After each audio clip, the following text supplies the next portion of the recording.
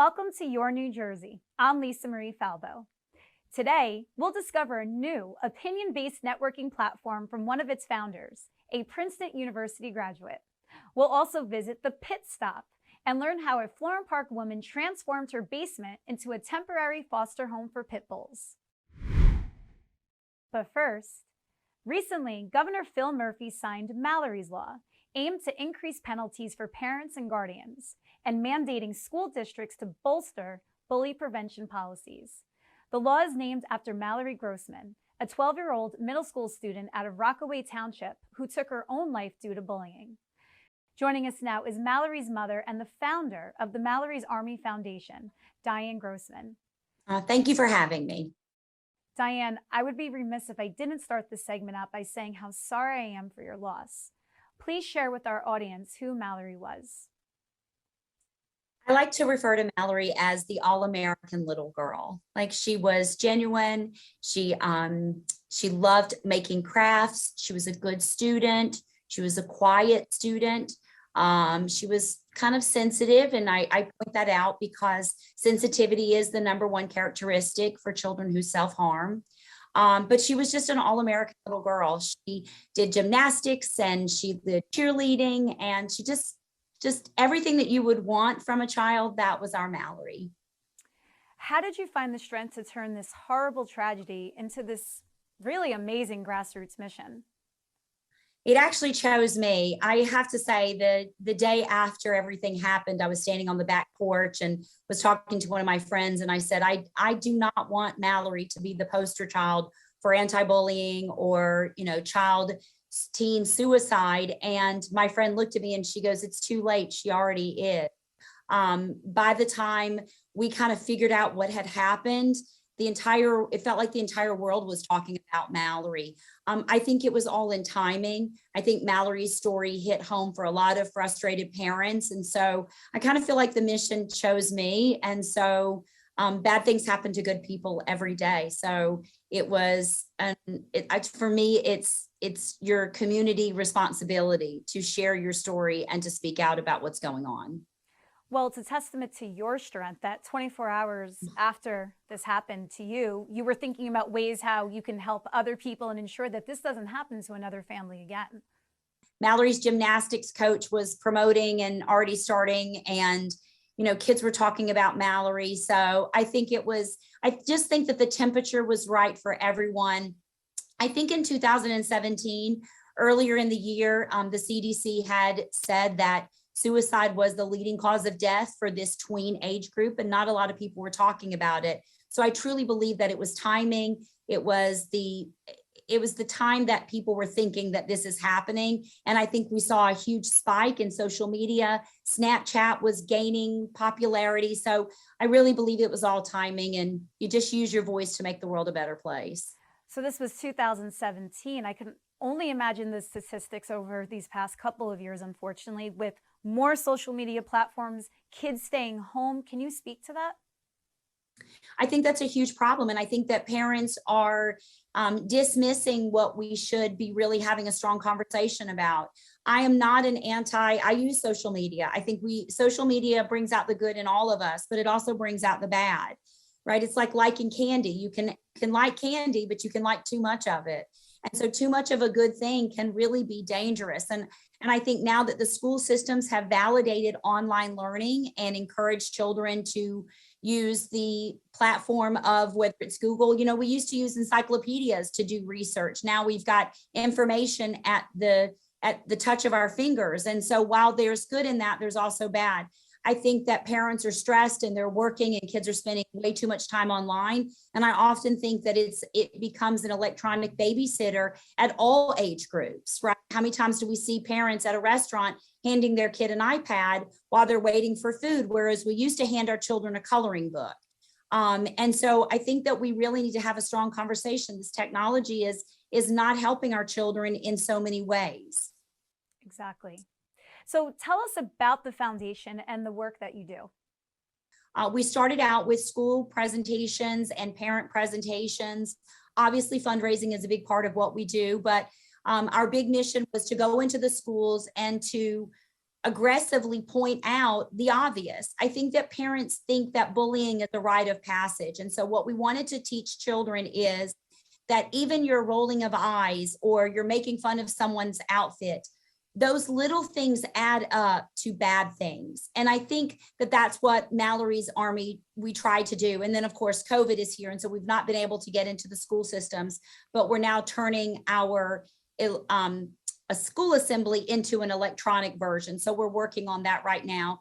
During COVID, we were able to sign an agreement to release our documentary. So we do have a film out talking, and it's a great tool for parents to sit down with their kids to talk about bullying. Bullying is really, it changes the canvas of who you are.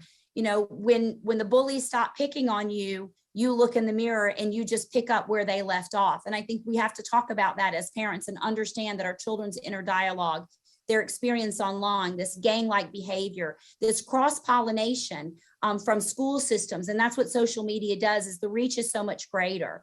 You know, it's not just the 1 or 2 kids at school that are bullying you, it's the 1 or 2 kids and their 900 plus followers. That's very dangerous for children at a age where they're not only experiencing puberty, but strong brain development.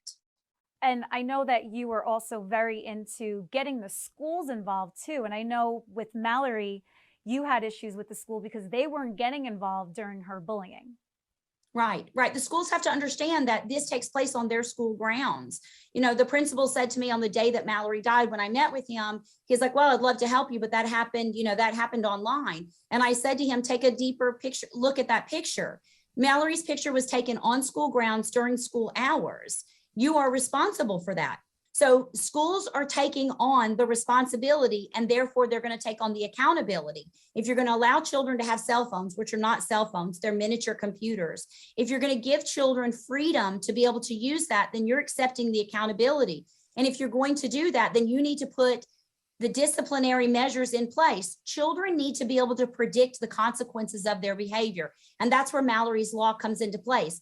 Have the cell phones at school, but if you misbehave, these are the consequences. And you need to be willing to allow the children to make mistakes, fall, and parents have to let their children be held responsible. Let them fall down and skin their knee. Let them get in trouble. Let them get kicked off the soccer team.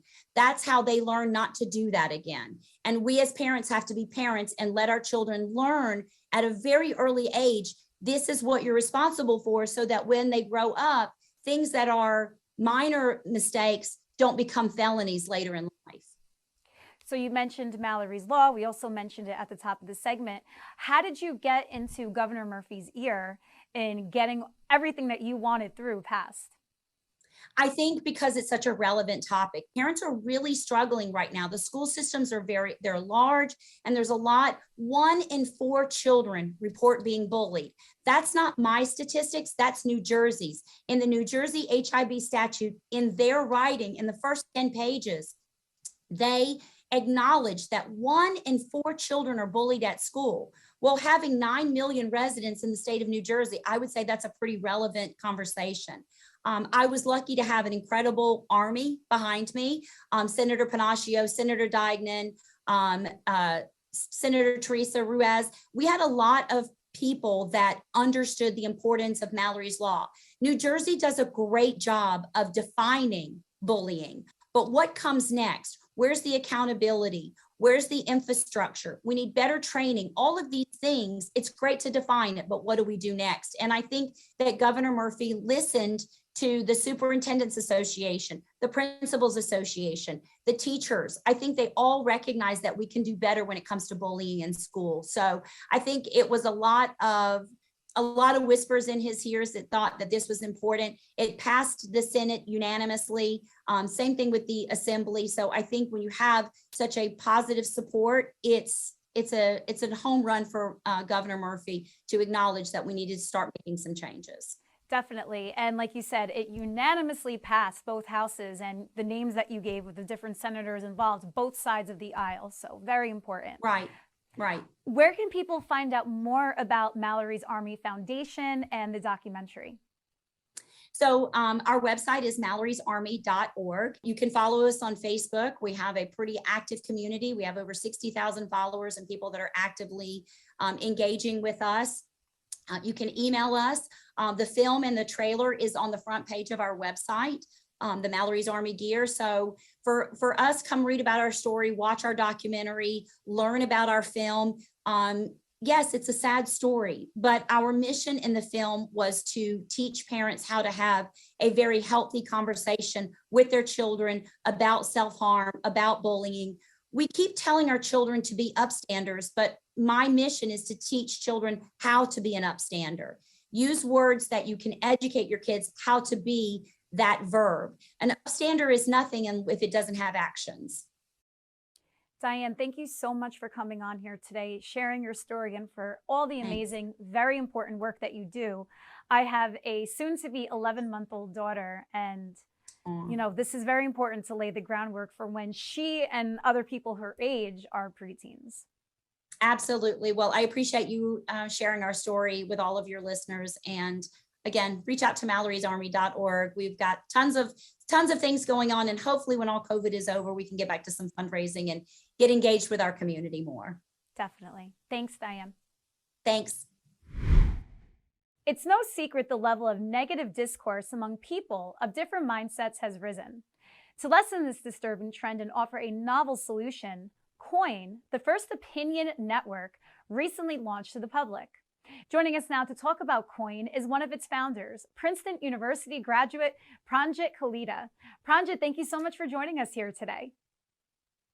Hi, thanks, Lisa. It's nice to be here. Oh, we're so happy to have you. Where did this idea for koyn come to be? So this idea for koyn came to be based on me and my co-founders' interests in macroeconomics, oddly enough, because we saw that studying past historical cycles, that there is a correlation between how economics, geopolitics, and internal politics of a country leads to things like the wealth gap and polarization and what the media has to do, and extremism being on the rise. So we also have a separate hedge fund, which is where we did all that research, and then we anticipated some of the events back, say, 2 years ago. We anticipated some of the events like January 6th or the increasing loggerheads in Congress and Facebook files and so on and so forth. And we thought that social media is probably exaggerating the problem. And so we decided to do something about it. How did you go about developing the app with your partners?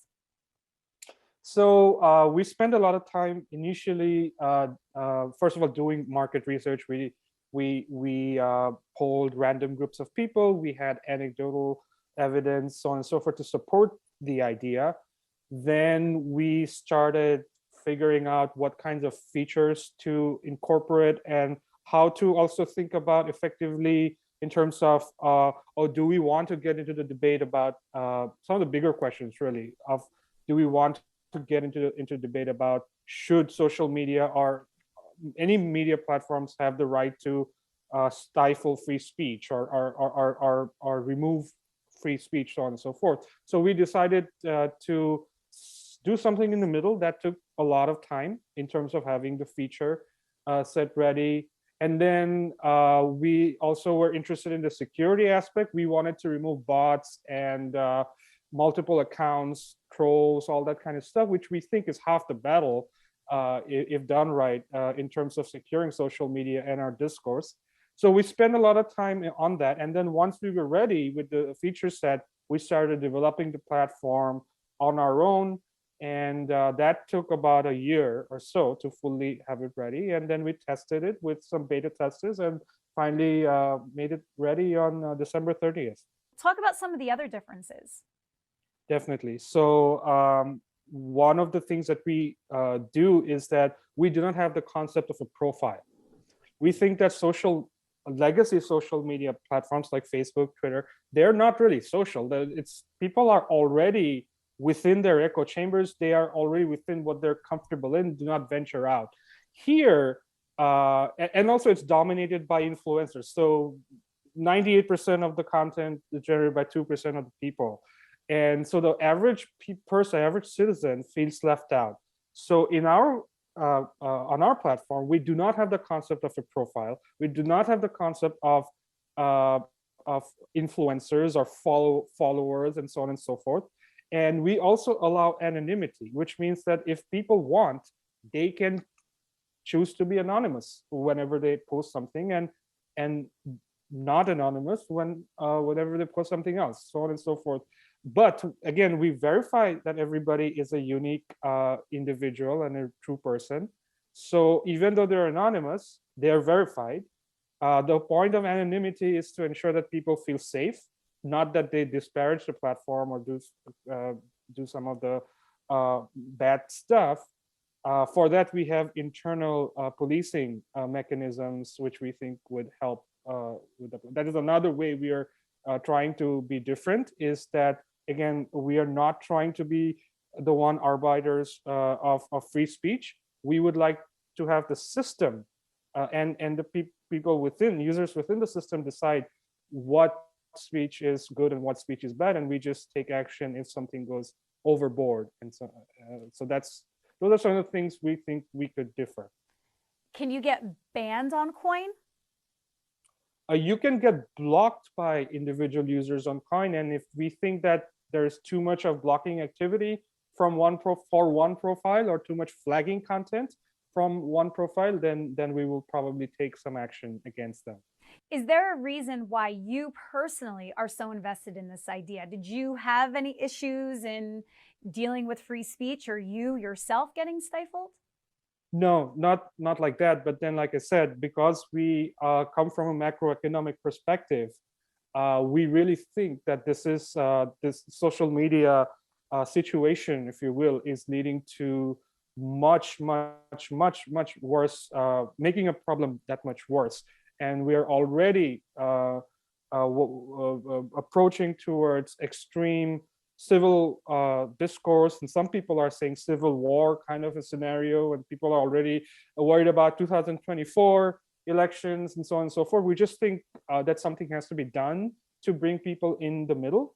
Also, independents and people without a political party, according to a recent Gallup poll from last February, 62% of Americans think that a third political party should be the majority party and is deeply required. So we think that those are the headwinds that we saw, and we, like I said, wanted to do something about it to break the back of polarization. How did your studies at Princeton University prepare you for this moment? Of course, in terms of technical side of things, I studied computer science for my master's. I was able to understand the system requirements and all that fun stuff. I was able to also utilize some of the newer research areas happening when I was there during 2016 to 2018 about fairness of machine learning. What that means is that how do we deploy AI algorithms that are fair and that are not susceptible to biases, So those are the things that we deeply think about while we deploy our algorithms. I hate to ask this question in this way because it's such a corny pun, but I have to do it. Do you need koyn to download koyn, or is it for free? It's for free. You can just go on to the App Store or the Play Store, search for koyn, Koyn. Or KOYN, the Opinion Network. That's the full name. Just because there is a radio station named koyn on App Store, you can just download it for free. And the sign-up process is pretty simple. We try to be very upfront about everything, but why we use our phone number and why we secure the platform by requiring a face screenshot, and that we do not store your pictures and so on and so forth. So we try to be very simple, straightforward, and it's free. And then there's also a guest access account where you do not have to sign up and just browse through what's going on. We had a little fun with the name koyn, but why that name? Well, it's a wordplay on COIN, koyn, meaning two sides to everything. We think that people are beyond just their labels, and the media is not doing a good job. Like I said, 62% of Americans think there is a middle party needed. Media is not doing a great job in terms of identifying at least the nuances that people have. So so we want to highlight that, and that was our DNA right from the get-go. And we also didn't want to confuse people into thinking that we had something to do with crypto. Yeah, So exactly. we changed the word letters. Pranjit, such fascinating stuff. Thank you so much for joining us here today. Thank you, Lisa. Appreciate your time. A Florham Park woman has transformed her basement into a temporary emergency foster home for pit bulls. Joining us now to talk about the importance of animal adoption is Marie Mazzocchi. Marie, thank you so much for joining us here today. Thanks for having me, Lisa. Marie, tell us all about the Pit Stop, your basement transformation in the name of fostering. So basically the Pit Stop came about because I volunteer with a couple local rescues, and their number one issue is that they just don't have enough foster homes for the dogs that they take in. And a lot of times it's a last minute emergency. It's a phone call that they get at 9 p.m. on a Tuesday, and there's not a lot of time to search for a foster home. So I decided I have a finished basement. Why not just get it set up like a little living room, and I can take in these urgent cases. That is so special. Why is adopting and fostering so important to you? So adopting and fostering is really important because right now shelters are so full, and they're filled with mostly pit bull type dogs.